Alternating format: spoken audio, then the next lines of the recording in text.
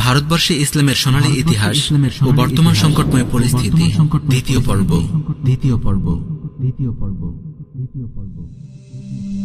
1803 সালে উপমহাদেশে ব্রিটিশ উপনিবেশ প্রতিষ্ঠা হওয়ার মধ্য দিয়ে এই ভূখণ্ডের জনগণ, বিশেষ করে মুসলিমদের ভাগ্যে নেমে আসে দুর্দিনের গ্লানি। সপ্তদশ শতাব্দীর শেষের দিকে ব্যবসার ছদ্মবরণে শ্বেতভার লোকেরা উপমহাদেশে নিজেদের আধিপত্য প্রতিষ্ঠার ষড়যন্ত্রে লিপ্ত হয়। মারাঠা, শিখ ও জাটদের সঙ্গে সন্ধি করে ক্রমেই তারা শক্তিশালী হয়ে ওঠে। কর্ণাটকের প্রথম ও দ্বিতীয় যুদ্ধে ফরাসিদের পরাজিত করে মাঙ্গলোর, কর্ণাটক ও বিহারে নিজেদের প্রাধান্য প্রতিষ্ঠা করতে সক্ষম হয়। অবশেষে ইংরেজরা বঙ্গদেশের রাজনীতিতেও জড়িয়ে পড়ে।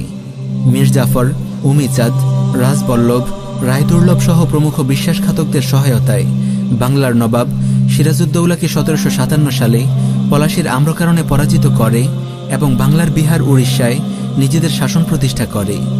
ক্রমান্বয়ে এই অঞ্চলকে কেন্দ্র করে গোটা ভারতবর্ষে তাদের আধিপত্য বিস্তার করতে তারা সক্ষম হয়। 1803 সালে তারা মারাঠাদের পরাজিত করে দিল্লি দখল করে নেয়।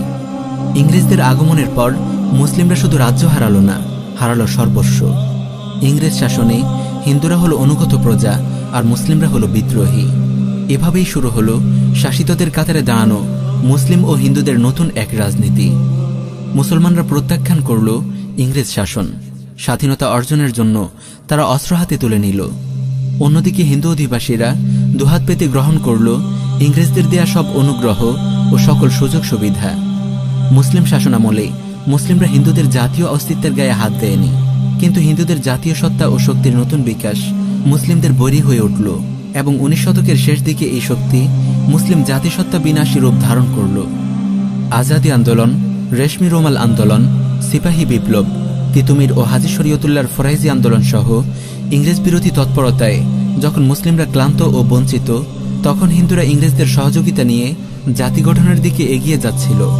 মুসলিমদের ব্রিটিশ বিরোধী আন্দোলনকে তারা সহযোগিতা তো দূরের কথা, সুনজরেই দেখেনি। মুসলিমদের স্বাধীনতা সংগ্রামকে তারা সুযোগ পেলেই বিদ্রূপ করেছে। বস্তুত হিন্দুরা ইংরেজ প্রেমে এতটাই অন্ধ হয়ে পড়েছিল যে বালাকোট ও নারকেল বাড়িয়ায় ভারতের মুসলিমরা যখন ইংরেজদের হাতে জীবন দিচ্ছে, তখন তারা বলছে, আমাদের যদি বলা হয় ব্রিটিশ কিংবা কার শাসন তোমরা চাও, উত্তরে আমরা এক বাক্যেই বলবো ব্রিটিশ শাসন, এমনকি হিন্দু শাসনও নয়। তখনকার সময় হিন্দু দৈনিক পত্রিকা সংবাদ ভাসুরি সিপাহী বিপ্লব নিয়ে তিরস্কার করে। সাধারণভাবে হিন্দুদের এই মনোভাব ব্রিটিশ সরকারও জানত, তাই সিপাহী বিপ্লবের দায় মুসলিমদের ঘাড়েই পড়েছিল। ফলে এই বিদ্রোহ ব্যর্থ হওয়ার পর ইংরেজদের প্রধান শিকার হল আলেম সমাজ। মাওলানা ফজলুল হক বাগিয়ে হিন্দুস্তান শীর্ষক তার আত্মজীবনীতে তার দেখা অনেক ঘটনা বর্ণনা করেছেন, যাতে স্বাধীনতা সংগ্রামে হিন্দুদের বিশ্বাসঘাতকতার প্রমাণ পাওয়া যায়। 1857 সালে রাজা বলদেও সিং শাহ আহমদ শহীদকে সহযোগিতার প্রতিশ্রুতি দিয়ে বিশ্বাসঘাতকতা করে পিছু হটে। স্বাধীনতা আন্দোলনের পদে পদে হিন্দুরা মুসলিমদের সাথে এই বিশ্বাসঘাতকতা করে গেছে। 1801 সালে ফোর্ট উইলিয়াম কলেজে বাংলা বিভাগ চালু করা হয়। এই বিভাগের প্রধান ছিল পাদ্রী উইলিয়াম ক্যাডি, আর এর পণ্ডিত হিসেবে নিয়োগ পায় মৃত্যুঞ্জয় বিদ্যালঙ্কার, রামনাথ বিদ্যাবাচ স্মৃতি, শ্রীপতি মুখোপাধ্যায়, আনন্দচন্দ্র, কাশীনাথ, রাম বসু সহ প্রমুখ হিন্দু সাহিত্যিকরা। এই বিভাগকে ব্যবহার করে তারা একদিকে মুসলিম আমলের বাংলা গদ্যের ধারা বাতিল করে বিভিন্ন বইয়ের মাধ্যমে হিন্দু ইতিহাস ও ঐতিহ্যকে মহান করে তোলে, অন্যদিকে একের পর এক পত্রিকা প্রকাশ করে তারা হিন্দু জাতীয়তাবাদী ও সাংস্কৃতিক কর্মী তৈরি করতে থাকে। আবার ব্রিটিশ তোষণে মুসলিমদের উপর জমিদারের একচ্ছত্র অধিকারও তারা লাভ করে। এভাবেই ইংরেজদের পৃষ্ঠপোষকতায় তারা মুসলিম বিদ্বেষী হিন্দুত্ববাদী বয়ান তৈরির প্রশস্ত ক্ষেত্র পেয়ে যায়। মুসলিম বিদ্বেষী হিন্দু সংস্কৃতি এতটাই ভয়ঙ্কর পর্যায়ে পৌঁছে যে বঙ্কিম ও রবীন্দ্র সাহিত্যে জবন তথা মুসলিমদের হটানোর উস্কানি হিন্দুদের ভেতর ছড়িয়ে দেয়া হয়। এমনকি 1898 সালে গোহত্যা নিবারণী সভা প্রতিষ্ঠা করে কেশরী পত্রিকায় মুসলিমদের খোলাখুলি চ্যালেঞ্জ করা হয়। গীতা থেকে প্রমাণ করে দেখানোর প্রচেষ্টা চালানো হয় যে মুসলিমদের বিতাড়িত করা কিংবা হত্যা করা দোষের কিছু নয়। ভারতে মুসলিম শূন্য এক ধর্মরাজ্য প্রতিষ্ঠার উন্মাদনা হিন্দুদের ভেতর ছড়িয়ে দেওয়া হয়। ইংরেজ শাসনামলে ভারতবর্ষের বিভিন্ন জায়গায় হিন্দু মুসলিম দাঙ্গার পেছনে এই মনোভাবই প্রধান নিয়ামক ছিল। এসব সাহিত্যিক ও ধর্মগুরুদের মাধ্যমে হিন্দু আধিপত্য প্রতিষ্ঠার জন্য মুসলিম বিদ্বেষী আন্দোলন বৃদ্ধি পেতে থাকে। বিংশ শতাব্দীর প্রথম প্রহরে হিন্দু জাতীয়তাবাদ এক নতুন রূপ লাভ করে। এই রূপান্তরের নাটের গুরু সাভারকার ভারতবর্ষের বৈদিক পূর্বপুরুষদের রক্ত, কৃষ্টি কালচার ও ধর্মের উপর ভিত্তি করে হিন্দুতভা নামক একটি পরিচয়গত শব্দ প্রচলন করে, যা এমন একটি উগ্র হিন্দু জাতিবাদের ভিত্তি যেটি জন্ম দেয় চরম ইসলাম বিদ্বেষী এক রাজনৈতিক আদর্শ, যা প্রায় সমস্ত অমুসলিম অধিবাসীদের মুসলিমদের বিরুদ্ধে একতাবদ্ধ করিয়ে দেয়।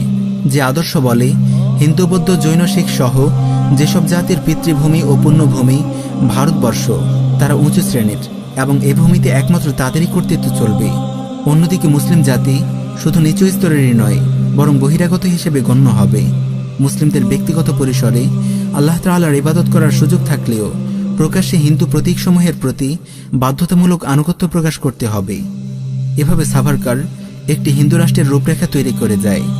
চতুর সাভারকার উগ্র হিন্দুত্ববাদের খুঁটি ভারতবর্ষের অনেক গভীরে প্রতীত করতে সক্ষম হয়, যার শক্তিতে বর্তমানে আরএসএস ও বিজেপি নেতৃত্বাধীন বজরং, বিশ্ব হিন্দু পরিষদ, শিবসেনা, ইসকন সহ উগ্র হিন্দুত্ববাদী গোষ্ঠীগুলোর জোট সংঘ পরিবার অখণ্ড ভারত প্রতিষ্ঠার স্বপ্ন দেখছে। ভারতবর্ষকে তারা ইসলাম ও মুসলিমদের জন্য প্রতিনিয়তই সংকীর্ণ করে তুলছে। আসামের এনআরসি প্রকল্প, গোরক্ষা আন্দোলন, মুসলিমদের জনসংখ্যা নিয়ন্ত্রণ, বাংলাদেশি ইসকন ও হিন্দু মহাজোটের ভারতীয় তৎপরতা, সরকারি ও প্রশাসনিক পদসমূহে হিন্দুদের আধিপত্য ও আধিক্য, এর গুম খুনের ধারাবাহিকতা, এসবই হিন্দুত্ববাদী অখণ্ড ভারত প্রতিষ্ঠার পরিকল্পনারই অংশ। প্রিয় ভিউয়ার্স, ভারতে আমাদের মুসলিম ভাই বোনেরা প্রতিনিয়ত উগ্র হিন্দুত্ববাদী শক্তির নির্মম নির্যাতনের শিকার হচ্ছে। বাংলাদেশের উগ্র হিন্দুরাও এই দেশ নিয়ে ভারতীয় ষড়যন্ত্রে মেতে উঠেছে। বিজেপি নেতারা বিভিন্ন ইস্যুতেই বাংলাদেশকে প্রকাশ্য হুমকি দিয়ে আসছে। এই পরিস্থিতিতে মুসলিমদেরকে স্মরণ করিয়ে দেই গাজওয়াতুল হিন্দের কথা। বর্তমান প্রেক্ষাপট আমাদেরকে ধীরে ধীরে সেই সংঘাতের দিকে নিয়ে যাবে, যেই সংঘাতে রাসূল সাল্লাল্লাহু আলাইহি ওয়াসাল্লাম হিন্দুত্ববাদী শক্তির বিরুদ্ধে মুসলিমদের বিজয় ও সফলতার অনিবার্যতা ঘোষণা করেছেন। তাই আসুন আমরা মুসলিমদের বিরুদ্ধে ভারতীয় এজেন্ডার ব্যাপারে সচেতন হই, নিজেদেরকে আসন্ন রক্তলাল ভবিষ্যতের জন্য প্রস্তুত করি এবং উগ্র হিন্দুত্ববাদী শক্তির বিরুদ্ধে ঐক্য গড়ে তুলি।